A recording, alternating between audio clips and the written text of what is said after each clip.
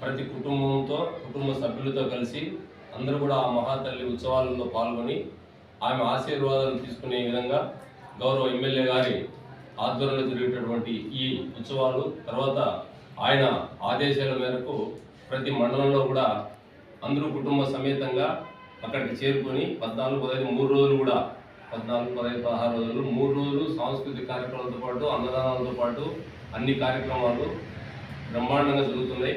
గతంలో కూడా ఎన్నో ఏళ్ళ నుంచి కూడా 1989లో గిన్నిస్ బుక్ రికార్డ్ అయినటువంటి ఆ తిమ్మమాంబ ఆ మరిమాను ఇప్పుడు అందుకు రెట్టింపుతో ఇంతకుముందు గతంలో ఎంతోమంది ఎమ్మెల్యేలు కూడా ఆ యొక్క కార్యక్రమాలు అటెండ్ అయి ఉంటారు.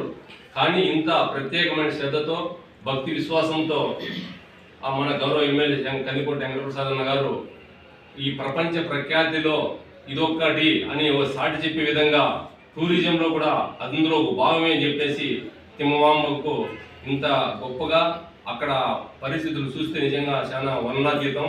మేము కూడా ఇటీవలే ఈరోజు అక్కడికి పోయి వచ్చినాం.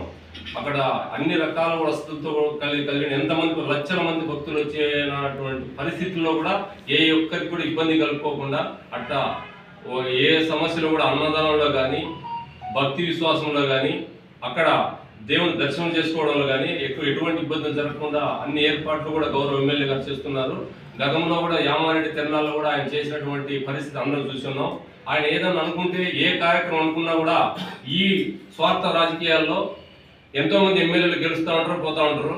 కానీ ఇలాంటి దైవ చింతన కార్యక్రమాలు ఏ ఎమ్మెల్యే కూడా పట్టించుకోడు. ఎవరు వచ్చినా కూడా ఈ వాళ్ళ యొక్క 5 ఏళ్ల పరిధిలో డబ్బులు సంపాదించుకోవాలి, వాళ్ళు పెట్టిన ఖర్చు సంపాదించుకోవాలి అని స్వార్థమైనటువంటి ఈ పరిస్థితుల్లో ఆయన నిస్వార్థంగా ప్రజల కోసం భక్తుల కోసం దైవ కార్యక్రమాలతో పాటు అభివృద్ధితో పాటు సంక్షేమంతో పాటు అన్ని రకాలు కూడా ఇక్కడ వచ్చినటువంటి కూటమి నాయకులకి పాత్రికేయ మిత్రులకి నా యొక్క నమస్కారం తెలియజేస్తున్నాను.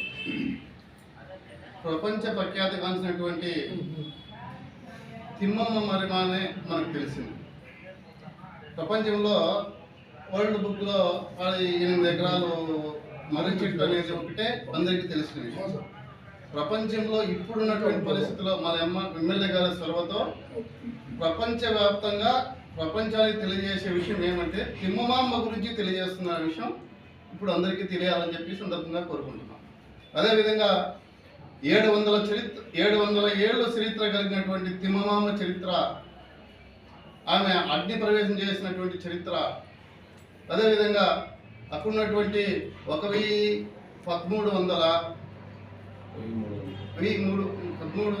సంవత్సరాలలో 53వ సంవత్సరం ఆమె అగ్ని ప్రవేశం చేసింది. అయితే మన ఎమ్మెల్యే గారి చొరవతో ఈశా ఫౌండేషన్ వారి చొరవతో ఈ యొక్క తిమ్మమాంబ చరిత్ర ప్రపంచం ప్రఖ్యాతిగాంచినటువంటి తిమ్మమరిమాను ఏ విధంగా అయితే ప్రఖ్యాతిగాంచిందో తిమ్మమాంబ చరిత్ర కూడా అటువంటి ప్రఖ్యాతిగాంచుతుందని చెప్పి సందర్భంగా తెలియజేసుకుంటున్నాం.